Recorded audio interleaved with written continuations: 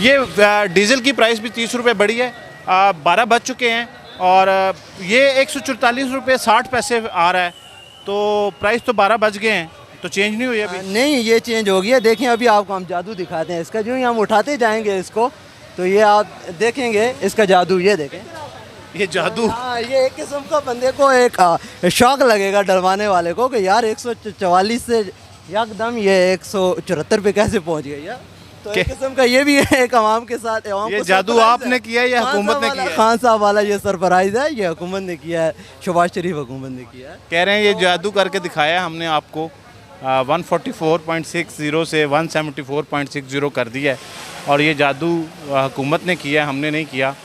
तो क्या तासुरात हैं, लोग पेट्रोल डलवा रहे हैं तो? लोग सर इजीली डलवा रहे हैं, लोगों को पता है, वो भी डलवा रहे हैं। जो इम्पोर्टेड हुकूमत नामंजूर कर रहे थे, वो सबसे पहले लाइन में आ गए हैं।